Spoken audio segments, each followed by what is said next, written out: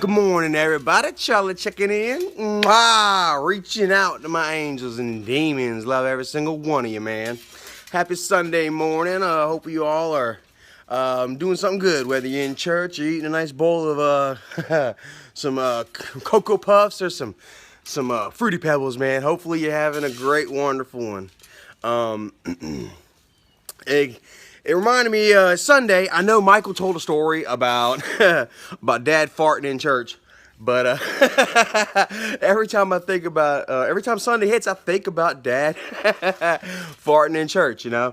And I had a few people that wanted me to ask to talk about this. It came up in a couple of Q&A ideas, and I figured, you know, it was good for a whole story. So without further ado, ladies and gentlemen, Dad farted in church. So damn. This was back in, shoot, I was in 4th grade. So 93, something like that. And 93, 94 probably. Excuse me. And we used to go to this Baptist church. Man, we were big into church. I don't know if you guys know that about us or not, but we were big into church, man. We used to, every Saturday morning, we used to go sing at old folks' homes. We were with a group called King's Kids. I'll tell you a story about that. Thursday nights, I'll tell you a story. Thursday nights, we used to go out what we call soul winning, where we'd go out and we'd learn certain verses to Romans, what we call the Romans Road Guide to Survival. For all have fallen short of the glory of God. It was for all have fallen short the glory of God. I can't remember. How does it go? Yeah, for all have fallen short of the glory of God, but the gift of God is eternal life with Jesus Christ our Lord. Yeah, that's one of them. There was like 10 of them. Anyway, so we were big into church. We were always going. Thursday, Saturday, twice on Sundays. Wednesday they had male meetings. Yeah, it was big.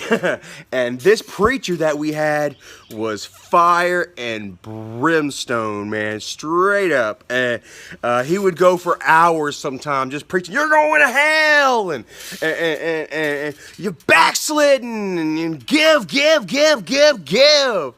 And, I mean, I'm sorry, but it kind of put a bad taste in my mouth with religion a little bit, you know, and this is the same group of people, church group of people that unfortunately, I'm sorry, you know, but we witnessed a friend die before, and I mean 5 feet away from him when it happened, accident, you know, but people in this church, they said, you know, he deserved to die. You know, I cannot believe it. I don't understand it, but yeah.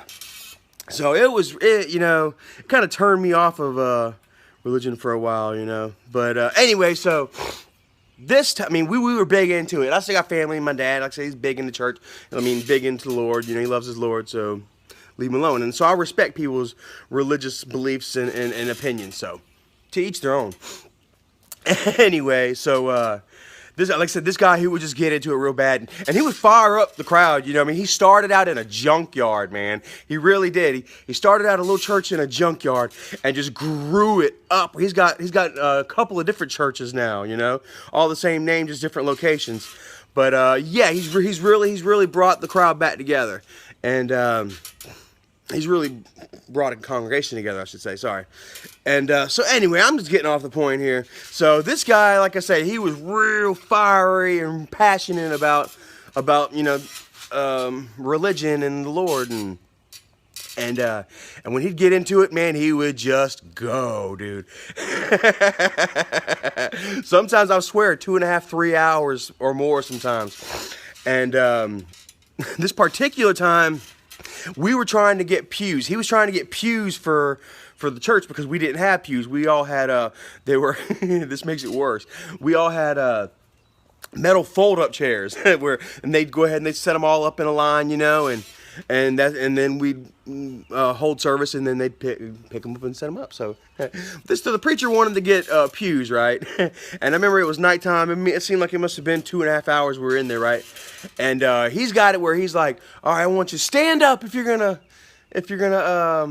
donate to the pews. You know, come on, we need more people. He just kept on going, kept grilling and grilling. And I mean, we never had any money. We were living in a 2-bedroom duplex type deal with freaking rats the size of chihuahuas. We didn't have no damn money. You know, Dad couldn't give nothing to the damn church. Not pew money anyway. This guy, he's wanting pew money, you know, and he's not finishing until he gets what he needs so we can get these pews, you know. He's not quitting. Come on, we need more, you know. And then finally Dad was like, I seen him, he's sitting there fidgeting, playing with his damn pockets a little bit and stuff, you know. And then yeah, he just he stands up, he's fidgeting with his pants, and he stands up, and as he stands up, one of the stinkiest, juiciest, ripest fucking farts you have ever heard in your life, man. It sounded like he shit his pants. and I was sitting over here beside him. We were all in there. And go on, baby.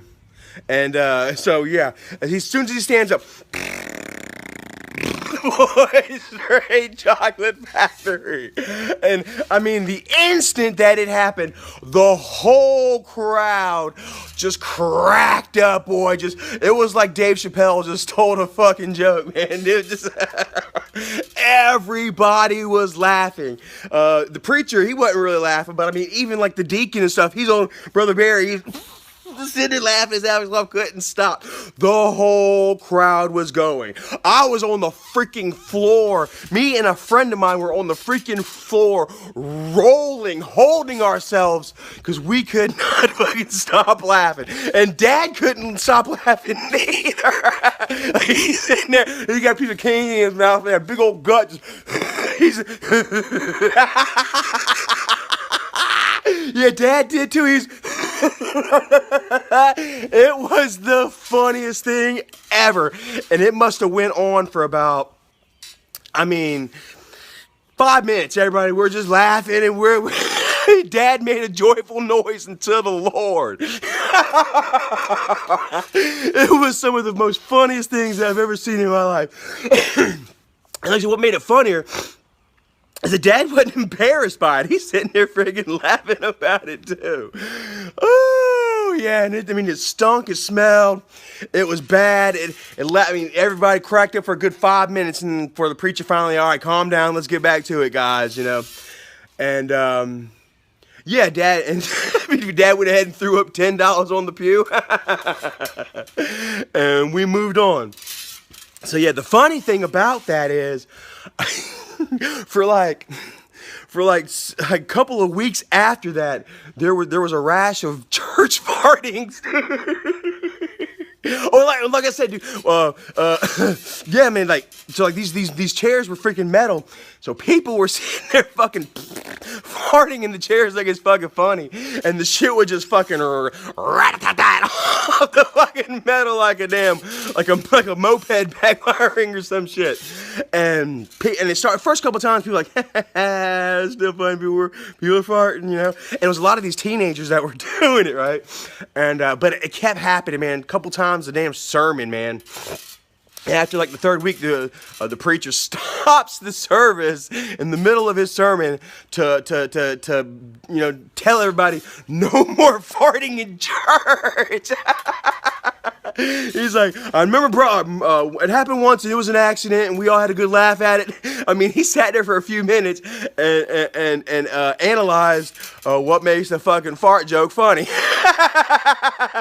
And then proceeded to tell us no more farting in church. All because of Dad. So yeah, Dad, be happy, man. You made a big difference with just a little bit of gas, man. Woo! It was so great. Oh, I got a little spit. Okay, anyway, yeah. But yeah. So that's pretty much it. Dad farted in church, and we'll never forget it for the rest of our lives. Dad made a joyful noise unto the Lord. So. All right, guys, I'm going to go ahead and hop on out of here. We are at 70,000. Woo-hoo-hoo! Over halfway to getting Dad's face on my ass. And man, I can't wait, man. It's just so grateful. I'm so grateful. It's so wonderful. I'm so blessed, man. I have all you guys in my family, man. I can't ever ask for any more. All right, guys, I'm gonna holler out here, man. Take it easy.